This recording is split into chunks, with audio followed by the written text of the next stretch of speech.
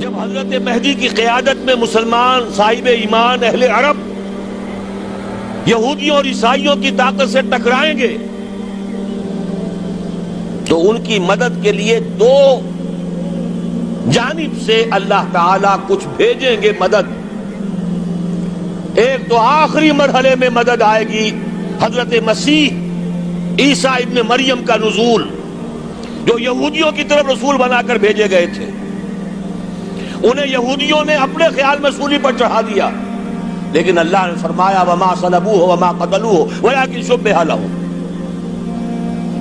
بل رفعہ اللہ الیہ. اللہ تو اپنی طرف اٹھا کر لے گیا. اور احادیث صحیحہ جو کہ ہمارے ہاں متواترہ کے درجے میں، وہ احادیث جو صحیحین کی ہیں، ان سے ثابت ہے کہ حضرت عیسیٰ ابن مریم دوبارہ زمین پر آئیں گے.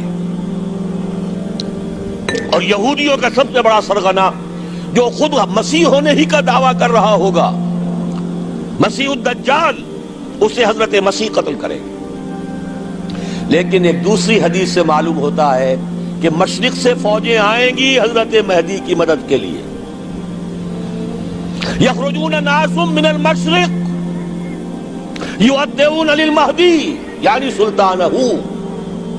مشرق کی طرف سے فوجیں آئیں گی کہ جو مہدی کی حکومت کو مستحکم کریں گی. خراسان کا لفظ آتا ہے ایک دوسری حدیث میں. خراسان سے سیاہ عالم چلیں گے، انہیں کوئی نہیں روک سکے گا یہاں تک کہ وہ یروشلم میں جا کر نصب ہو جائیں گے. اور حضور کے زمانے میں اچھی طرح سمجھ لیجئے، ہند کسے کہتے تھے حضور کے زمانے میں؟ پاکستان ہند میں شامل نہیں تھا. سندھ و ہند، سندھ ایک مکمل ملک تھا، ہند اس کے بعد شروع ہوتا تھا. یہ راجپوتانے کا اور تھر کا ڈیزرٹ جو ہے، اس سے آگے جو ہندوستان ہے وہ ہند تھا.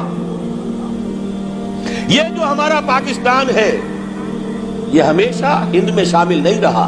حضور کے زمانے میں بالخصوص سندھ و ہند، دریائے سندھ چلا آ رہا ہے.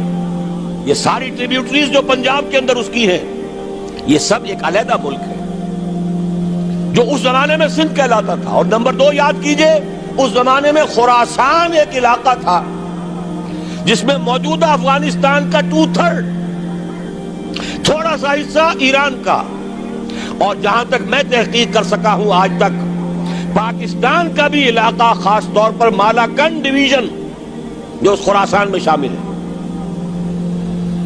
خراسان سے سیاہ عالم چلیں گے جو جا کر یروشلم میں نصب ہوں گے. یہاں بھی ایک نقطہ نوٹ کر لیجئے، پہلے بھی یروشلم ہم سے چھینا تھا. کس نے چھینا تھا؟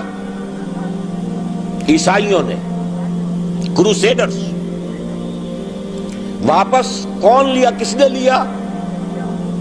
عربوں میں دم نہیں تھا، عرب عیاشیوں کی وجہ سے کھوکھلے ہو چکے تھے. واپس لینے والا صلاح الدین ایوبی، کرد خون. اب دوبارہ یروشلم لیا جا چکا. چھینا کن سے گیا؟ عربوں سے.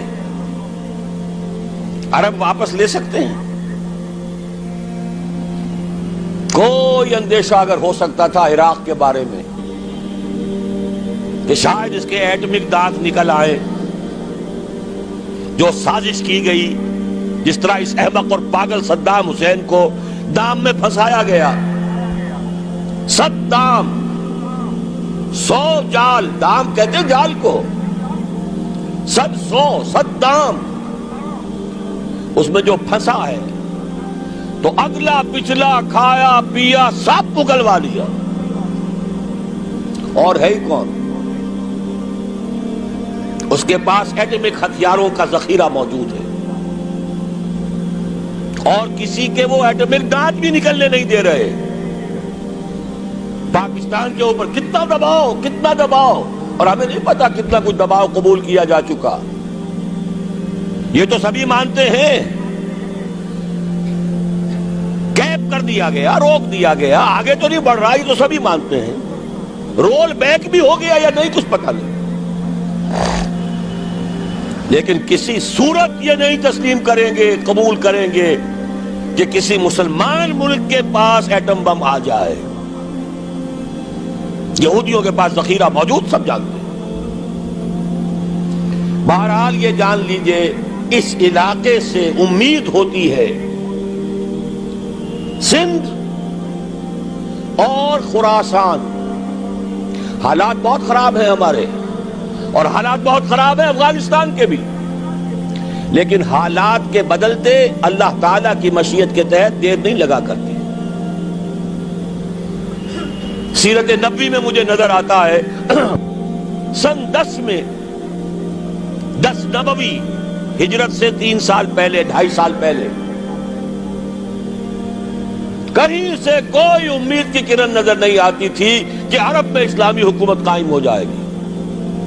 10 برس ہو چکے محمد الرسول اللہ کو دعوت دیتے ہوئے، اور ابھی تک بمشکل 125 آدمی ہے. اپنے بل پر اپنے طاقت پر مکے میں رہ بھی نہیں سکتے. کیسے ہو جائے گا؟ کہاں سے ہو جائے گا؟ میں آج پوچھتا ہوں، کوئی سر بتائے کہیں سے کوئی امید کی کرن اس وقت نظر آتی ہے؟ اس ماحول میں لے جائیے. اگلے 3 سال میں کیا ہو گیا؟ پہلے سال 6، اگلے سال 12، اس سے اگلے سال 72، اور بیعت عقبہ ثانیہ ہجرت، اور وہاں سے اب حضور کی طرف سے انیشیٹ شروع ہو گیا، انیشیٹو. تو ہم نہیں کہہ سکتے اللہ تعالیٰ کی قدرت، اللہ کی مشیت. یہ یقین ہے کہ دنیا کے خاتمے سے پہلے نظام خلافت قائم ہوگا، اور تمام دنیا میں ہوگا. ظاہر ہے کہیں پہلے کسی ایک جگہ سے ہوگا، جیسے حضور کے زمانے میں ہوا. اگر بیک وقت پوری دنیا میں ہو سکتا تو حضور کے دست مبارک سے ہوتا. اگر حضور کے دست مبارک سے بھی ایک ملک میں ہوا، جزیرہ نما عرب میں ہوا، پھر حضور کے امتی ہیں نا، ابو بکر ہیں، عمر ہیں، عثمان ہیں، صحابہ کرام کی فوجیں نکلی ہیں، امتی ہیں. امتیوں کے ہاتھوں اس کی توسیع ہوئی.